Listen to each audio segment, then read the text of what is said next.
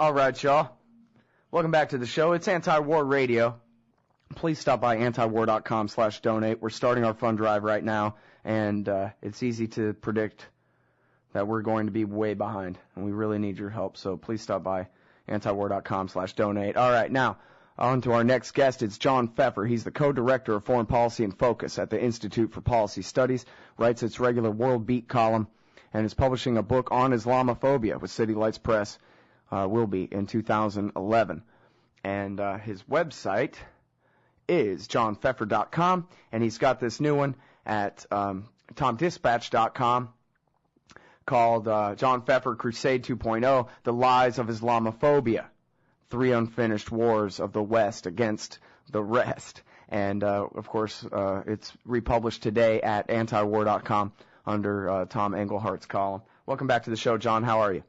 Fine. Thanks for having me on the show. Well, I really appreciate you joining us here, and I really appreciate this article. I'm so scared that the Sharia are going to come and put gays in the military and stuff. I'm just beside myself. And so I was hoping you could teach me the history of Islam's unsatiable, irrational, hell-bent war against all that is good, true, and beautiful in the West. That is the standard narrative we're getting right now from a couple of people here in the United States.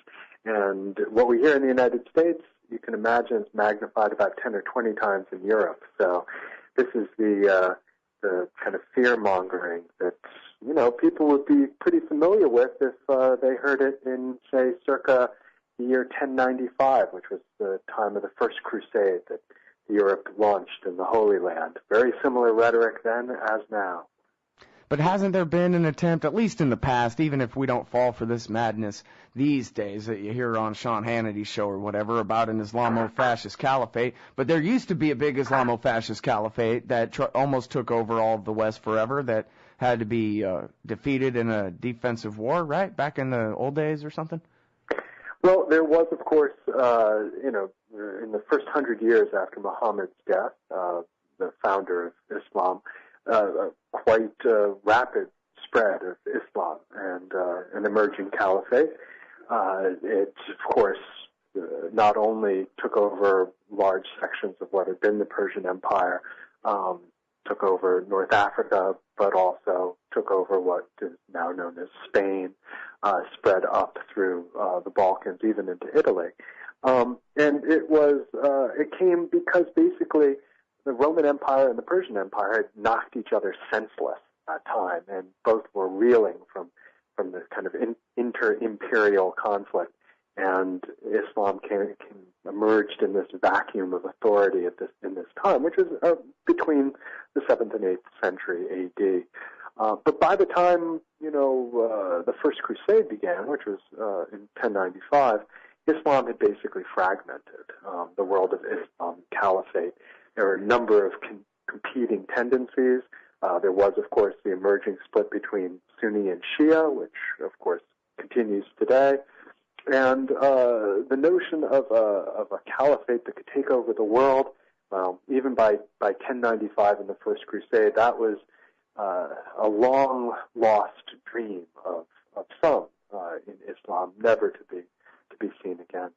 Mm-hmm. Now, maybe it's partly being American. I don't really know how it is in Europe, but the way I learned about the Crusades, in my typical government school in Texas where I grew up, it's pretty much, this is a long time ago in a galaxy far, far away. Yeah, it's the history of the world or whatever, but it's not necessarily tied directly to anything going on now, although that was back during the years when the alien enemy force was the Soviet Union, who, basically was run by white people, even though they were godless, atheist, communists, there was, Orthodox Christianity in Russia. But it seems like maybe it's different now, I guess. I don't know. But the way I grew up learning about the Crusades was some stuff that happened. But it seems like from the Islamic point of view, it's not so much that way. It's something that's still happening and has been happening. Mm-hmm.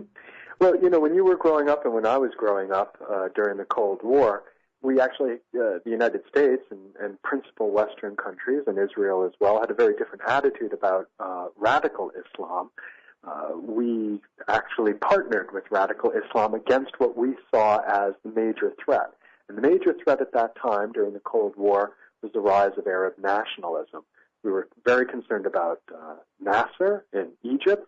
We were very concerned about emerging nationalists in Iran, in Iraq, and we saw radical Islam as actually a weapon we could use against these emerging nationalists who we feared would actually partner with the Soviet Union, which in some cases they did, against the West.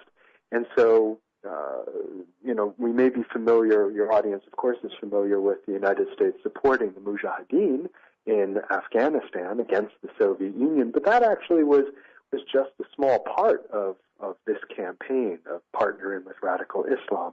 So, for instance, the United States and Israel played a key role in the development of Hamas, for instance, because we felt that Hamas, as radical Islam, would be an effective force against the Arab nationalists under Arafat and the PLO. We were very instrumental in the spread of the Muslim Brotherhood, which was formed in the 1920s, of course, but which got a big boost from U.S., Israel, and Western governments during the Cold War, again, as a weapon against the Soviet Union.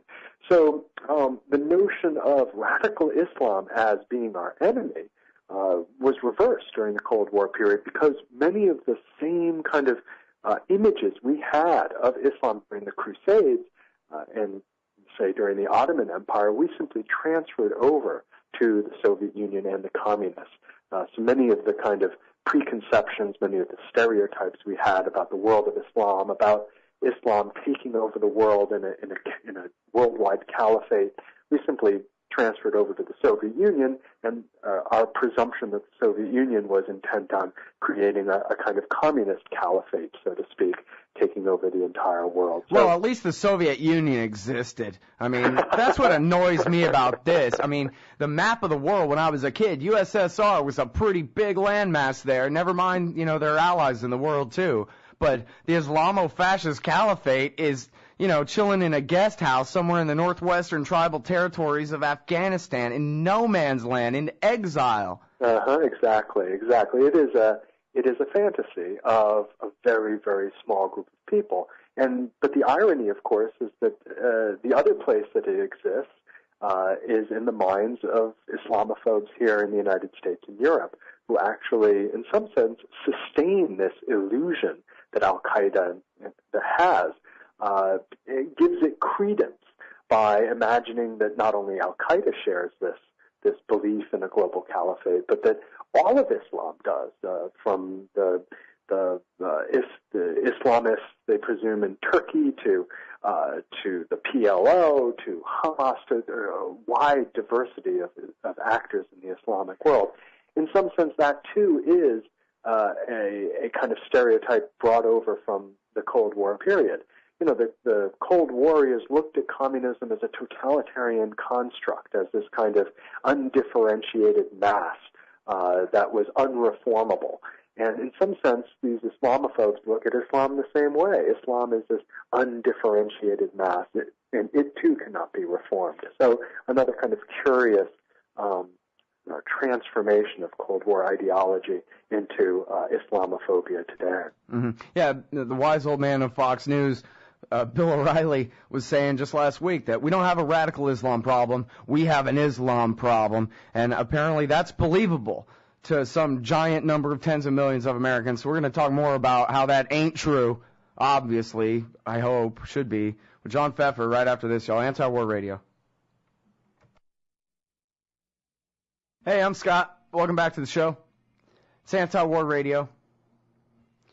Got John Feffer on the line from Foreign Policy In Focus. He's got one for Tom Dispatch that we're running today on antiwar.com. I think it was today I saw this thing, or late last night, or some kind of thing. Let me see. Yeah, there it is. Crusade 2.0 by John Feffer and Tom Engelhardt. It's in the Viewpoint section on antiwar.com right now for you.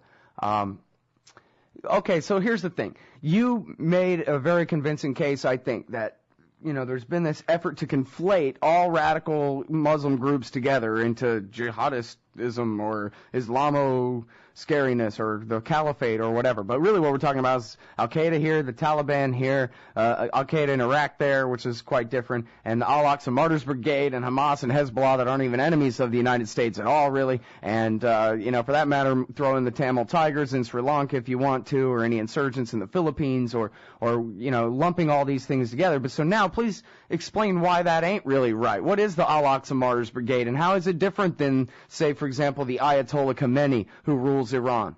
Mm-hmm. Well, first we have to distinguish between groups that are state actors and non-state actors. Because Al-Qaeda is a non-state actor. It has no allegiance to any particular state. It's one of the reasons why Saudi Arabia, for instance, has waged such a dramatic campaign over the last 2 or 3 decades against Al-Qaeda and its offshoots, because organizations like Al-Qaeda represent a major threat to institutional powers like Saudi Arabia, represent a threat, even though Saudi Arabia's version of Islam is quite conservative. And, I'm sure your listeners are quite familiar with Wahhabism and, the Saudi export of Wahhabi ideology around the world. It's a very fundamentalist kind of interpretation of Islam. However, Al-Qaeda, when it comes to Saudi Arabia, would like to overthrow that regime. And they're not conservatives. They're radicals. Exactly. They're lunatics. Loretta Napoleone says that bin Laden really is kind of a Leninist. Don't tell him that. He thinks he ain't. Absolutely. At least when it comes to tactics, that's the case. So, we have to distinguish between state actors and non-state actors. But then even within organizations, take the example of the Taliban, for instance. Now, we could consider the Taliban, one effective organization. But in fact, the Taliban contains a number of different types of allegiances and ideologies. There was a very interesting report published recently by the USIP that pointed out that the U.S. tactic of striking, of killing basically the leadership of the Taliban, has some major unexpected consequences. The Taliban leadership, for the most part, has been in their mid-30s, and they are more or less predisposed toward compromise with the government in Kabul, compromise perhaps with compatriots over the border in Pakistan, compromise even with the U.S. troops. However, when we get rid of that particular generation with our targeted drone attacks, the next generation is coming up. And the next generation tends to be in their mid-20s, tends to be much harder in their perspective, and tends to be very uncompromising. If we treat the Taliban as one single unit, then we consistently make those kinds of mistakes. If, on the other hand, we look at the Taliban as being, actually a rather diverse group, and there being some people within the Taliban that we can actually sit down and talk to, that has a profound impact on the kind of policy choices we make and kinds of wars we either wage or we don't wage. Yeah, but pardon me for being so cynical and such conspiracy nut and whatever, but it seems to me like the general's plan is, great, the more people we kill, the more enemies we have, the more we get to have a long war. Oh, absolutely. I'm not disputing what, the official U.S. policy is. I'm just saying it's stupid. Yeah. Well, but I guess that's really the question, though. Is it stupidity or the plan? I guess it's got to be some of both. It's always some of both. Always some of both. But this is the problem when we make the mistake of treating all of Islam and even political Islam as one undifferentiated group. Take a look at Hezbollah and Hamas. These are two organizations that have made the decision to become very political, to engage in political process. And in the case of Hamas, of course, we have said that they have no right to be running Gaza. In the case of Hezbollah, we're very uncomfortable with their participation in the Lebanese government. But the bottom line is that both Hezbollah and Hamas are making the same kind of political transformation that the IRA, the Irish Republican Army, did in Ireland, or that the Labour Party did in Israel. Both the major political formations in Israel began as terrorist organizations that used assassination and other techniques as part of their everyday struggle in the 1940s. Hamas and Hezbollah, again, going through that similar transformation, or would be able to make that similar transformation if we recognized that process. But again, if we say, hey, they're just radical Islam, they're wedded to the same kind of tactics and ideology as Al Qaeda, we consistently make these mistakes. Right. Well, now here's the thing too. You can comment on this if you want, but I'm pretty sure you mostly see it this way anyway, and then we can get on to the consequences. But Robert Pape has shown, I guess is how you say it in social science, proven is a little more amorphous, but he certainly has shown that suicide bombing across the world always is a reaction to occupation, and there's a strategic logic behind it. It's particularly useful against democracies for turning people against their own government's policies, and also provoking overreactions. As bin Laden says, the plan is to bleed us to bankruptcy, and that kind of thing. But the American people, in order to be made to go along with the policy since 9/11, basically were lied to. Instead of saying, well, 3,000 is the price we pay for empire, but you still like empire, right? They had to lie and say, well, they hate us because of their religion makes them hate freedom so much. And so those planes, rather than representing a reaction, a kind of last gasp, Hail Mary pass, I think, as Robert Pape put it, instead represented like the cutting edge of this new Islamic vanguard that'll stop at nothing. And now that has translated to the Muslims in your community are a terrible, scary threat to you. That's what right-wing talk radio mostly says these days. And it's getting pretty problematic around here. And I wonder, as economic times get rougher and the reality that people argue about becomes less and less the reality that we actually live in on subjects like this, John, I worry that this could get really bad. I mean, we already had Ashcroft roundups, but that could be seen as just a starting point, Oh, absolutely. The relationship between the rhetoric we hear about Islam in America and the reality of Islam in America is unbelievable. There's such a divergence. When we look at Islamic communities here in the United States, we're looking at folks who, are American citizens, obviously there's some who are not, but most are American citizens who, are just, trying to get by like anybody else. And, they worship at mosques in the same way that Christians worship at churches, Jews at synagogues as part of their community. And when these demagogues get on the radio or, up at Tea Party rallies and say, this is a threat from within, that Muslims are a fifth column, that people like Keith Ellison, who's, a representative from Minnesota, the Muslim, that he is, a traitor in this country because he has an allegiance to Islam. I mean, the rhetoric actually is very, very similar to, if you go back to the 1860s and 1870s in the United States, it was precisely this kind of rhetoric that was used about Catholics in the United States, that they were coming from the outside, that they were a fifth column within the United States, that they owed allegiance to the Pope outside the United States, that the Pope was and Catholic Church in general was devoted to creating, the Catholic equivalent of the caliphate.